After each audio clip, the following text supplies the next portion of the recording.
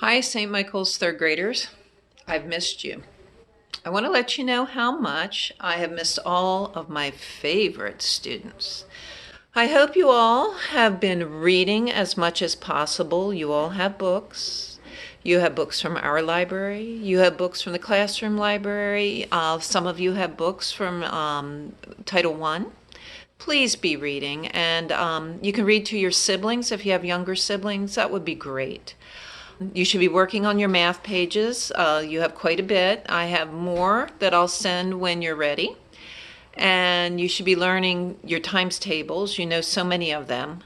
4 times tables. That would be a good one to start because it's just double the 2 times tables. You already know so many, so it'll get easier and easier. One thing you could do at home is to practice telling time. Work with your parents, look at the clock throughout the day, just practice. Some of you aren't great at tying your shoes. Please practice that. You'll need to know that for the rest of your life. You have your blue journal books. Please write about your days. This is an interesting time in America and in your lives. And you will like looking back and seeing what you wrote and how you felt about it and the things you did. And it's a part of our history. Another thing is in your packet, there's a suggestion list of at least 75 things that you can write about in your journal book. I look forward to reading those, and I think your parents would enjoy it too. Doesn't have to be spelled perfectly, doesn't even have to be worded perfectly. That's something you take your best writings and you can always use them as drafts to write something great one day. See, I would love to hear from you. I've only heard from a few of you. So please send me an email. You have that in your packet. You can call me. You have that in your packet as well. Let me know if you and your family are doing fine. I've heard from other teachers who know some of your older siblings. It'll make me feel better. I pray for you all throughout my day. I think of you. I worry about you sometimes, but I know that your parents are taking good care of you. Praying really helps. It makes me feel better, and God's watching out for you. I made a video for you to show you what's happening here at St. Gabriel's Manor, and spring is arriving. Today was kind of cold and wet, so only because I loved you did I go down to the water and walk along the beach. I was really cold. There might be some things that interest you, and I'll make more of these videos. I want you to see me gathering things like worms for the axolotls. The 3 axolotls are doing great. They're growing. They love earthworms, and I'm finding lots of them underneath rocks and stuff. But anyway, I'm thinking of you. God bless you, and I'm going to sign off now. Mrs. P. Love. Hi, this is Mrs. P. And today is Tuesday, and it is March 31st, 2020. And I'm down here at the creek on my farm, and I'm looking at the sky, and it does look like it wants to storm, doesn't it? Hi, now I'm approaching the river shore, but I wanted to show you some of the things that we've been picking up. These things wash up on the beach. I have 3 great big bags of trash. That's from about 2 months. And it's been too wet to get down here with the truck, so we just bag the trash there. And then lots of buoys. And here's some trash. I pick up a lot. A lot of times I'll bring a crab net with a little bucket that washed up on the beach too. You probably know that's the little sand pails that people take to the beach. But sometimes I will pick up things, put them in this, and then bring it up and put it in the bags for proper disposal. So I'm walking across the little bridge, and we're coming up to the Potomac River.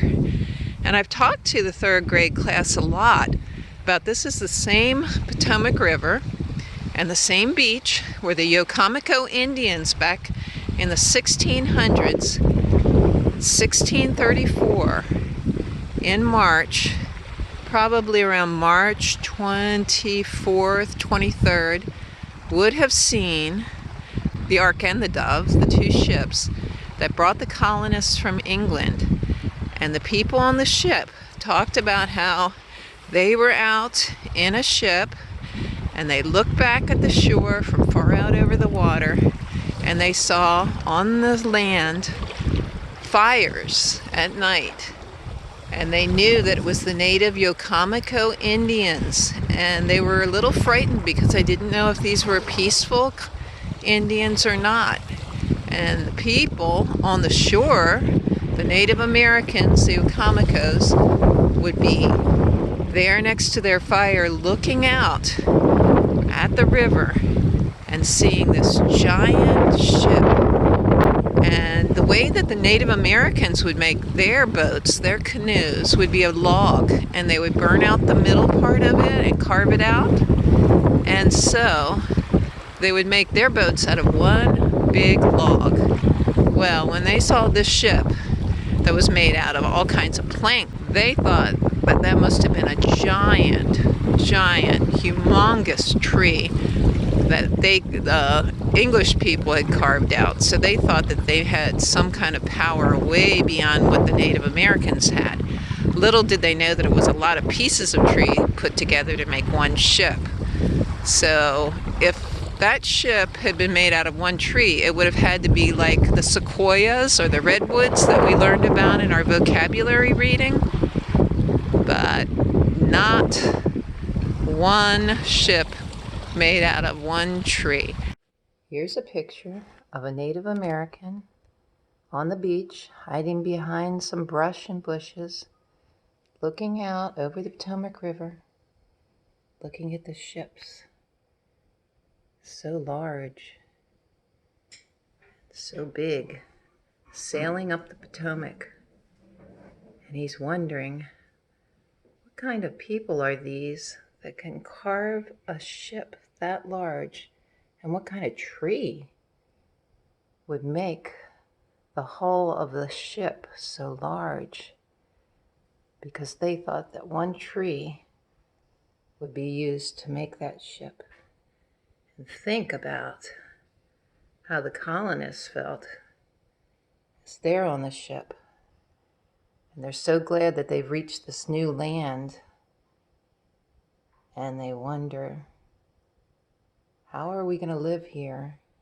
And we see the people or the fires along the beach. And what kind of people are we going to meet here? The native Yokomico Indians.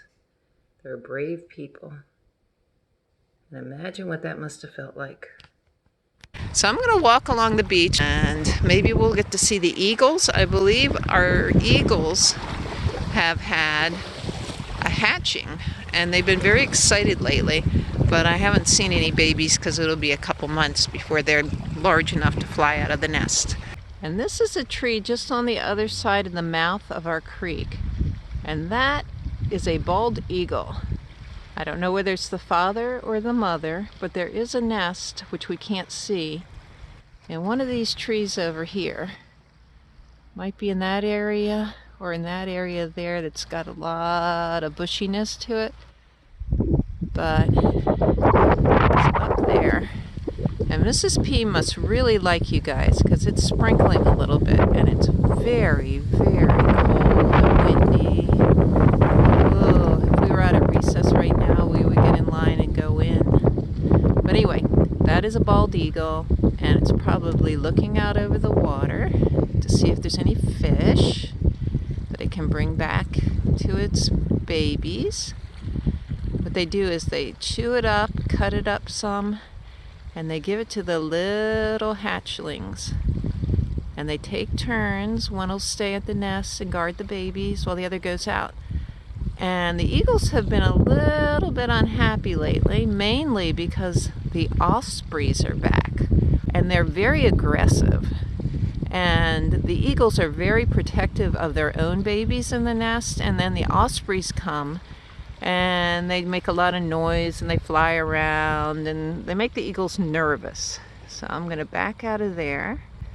And here's a picture of a bald eagle, so noble, and of course that is our national symbol, and he looks so brave and strong. Well, here's what the hatchlings look like. There's two little guys and another egg that I'm sure they're hoping will hatch soon. But it's hard to believe that these little fuzzy cuties turn into this noble animal here. This is a picture of an osprey. If you notice, they don't have a completely white head, and they're not as large at all as the eagle. But they're the ones that like to bother the eagle. Ospreys are known as some of the best parents in the bird world, but that also makes them quite aggressive, and that's why they give the eagles so much trouble, because they eat the same foods and they're in the same part of the food chain. They're both predators. So if they live close by, they kind of have these turf battles. It's almost like the eagle gang versus the osprey gang. But there's your ospreys. And they come back. They go down to the south, and they come back this time of year. So they're just back, even though the eagles have been here all winter with their nests and their newly hatched babies. And so here I am, and I haven't picked up anything interesting. I think a lot of the animals are hunkered down because it's breezy and it's kind of cold. But here's the mouth of the creek, and that's where the water goes from the river. And when it's changing into a higher tide, the water goes in the creek and fills the creek up, and the tide goes up, and those sandy kind of sandbars out there, they get covered with water, and it fills up, and then the tide will change and it'll flow out.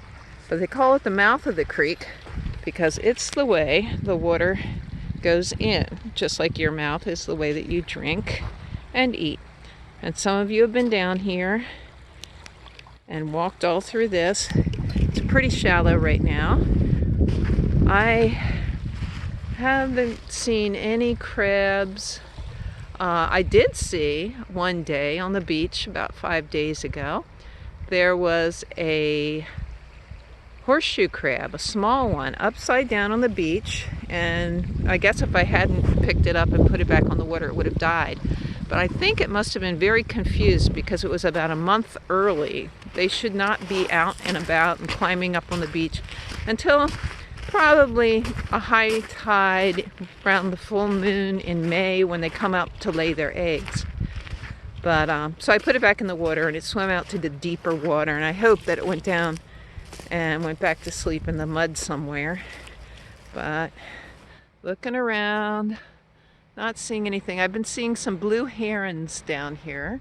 That's one of my favorite birds in the world, but I haven't seen one today. I don't see any other big birds down here right now. I'm still at the beach, and I wanted to show you what happens with your trash when it either blows away from your picnic, or you're on your street, even in your neighborhood, and it washes down into those ditches that run along the side of the road or underneath the road, and they wash eventually into the water. So there's some trash, some more trash, pieces of plastic. Plastic breaks up, goes into the water, and it becomes little, and the fish could get confused and think that it's something to eat. So see all this? Look at this. Parts of a water bottle. I think that's the top of one. Another piece. This looks like the neck around like a milk bottle or jug. And there's some old cans. There's a can. Looked like it was a Pepsi, maybe. That one. Yep, Pepsi. And let's see what we got here. Garcia Vega. Not know. Trash. The bottle top. Yep. Just think of the turtles and all the other little creatures that see these. They get confused. They think that maybe it's something good to eat. But all of this, just seeing this little teeny space, this is what we call the Outer Bank. It's the rivers on that side, the creeks on this side. So it's a little strip goes in between. And what happens with these plastics is they break up into little pieces as they get older. And if you saw that floating around in the water, and you were a fish or a turtle, you might think that that was a little tiny fish that you could eat. Here's another piece of it, same. It's like a little kind of plastic. But if that was in the water, it's like a lure, a fish lure. Remember we say that those are things that are attractive, look like they're good, but they're really not a lure.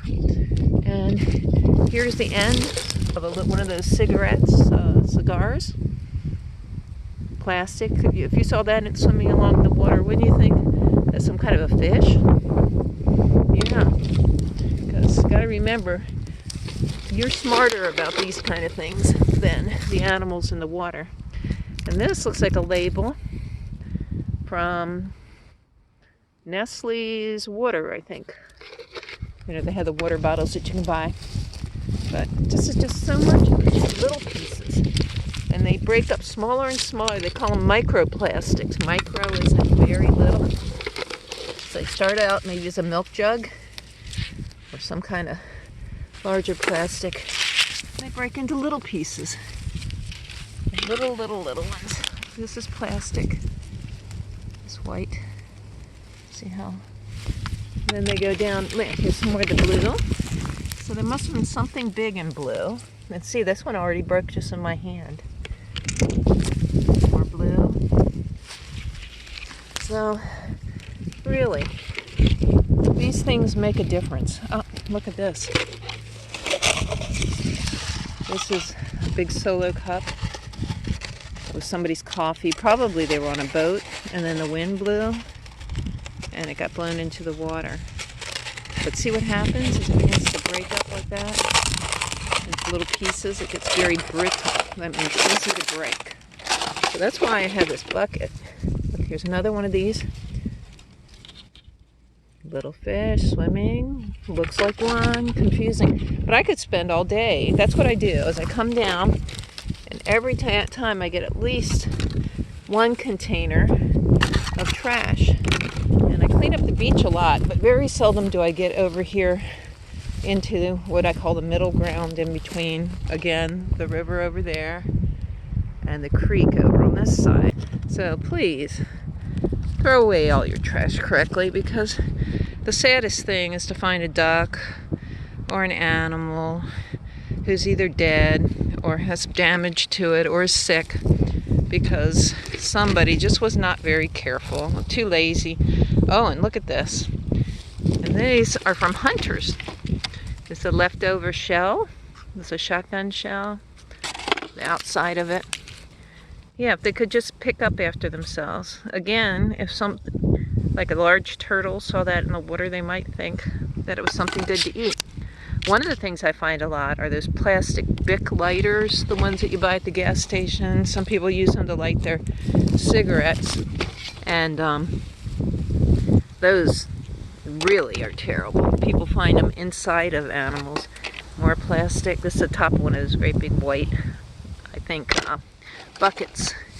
But I can't even walk a foot without finding more trash. I'm just about full here. I'll keep up a little bit more. But anyway, this is a path that's used by the otters and the minks and the different kinds of animals that walk along the water here. And it's all churned up, but you can see it goes right in between. I'm going to look down here and see if we can see some footprints of any of the creatures. Oh yeah, look at this. Okay. Look at those tiny little claw footprints. That, I'm not even sure what it could be. It looks like maybe a little baby mink. Little tiny. See it? Right there. Right there. See the little ends of the claws. I don't know what that could be because it's very little. See how big my hand is? Whatever it is, I bet it's cute. So, when I got back to the house, I did some research. I suspected that those little paw prints with the little pointy claws could be a mink. And guess what? They do match the mink. So there was a mink on the beach and those little paw prints were from a mink. And minks look a lot like ferrets. They're in the same family. Isn't that the cutest thing? I never see them. They're very, very elusive. Elusive means they hide really well. And they come out when nobody's around. And they're little. They're littler than a cat. So those paw prints we found were mink prints. And with that, I am going to end this video. And I have so much more that we can discover and see on a nice warm day when I go outside. And I'm just going to show you a picture of my dog at the very end, and that'll be Sky with the sky blue eyes. And remember, I love you, praying for you, thinking of you. Bye-bye. Oh, there's Sky. Sky is a Siberian Husky. Come here. Are you being a good boy? Yeah, there he is. He's got the blue eyes, and that's why he has the name. Look at you. That's why he has the name Sky. Yeah, see those blue eyes? Yes, blue eyes. And he's enjoying having us home, and he's enjoying the nice weather. And after a while, we'll probably take him down the beach.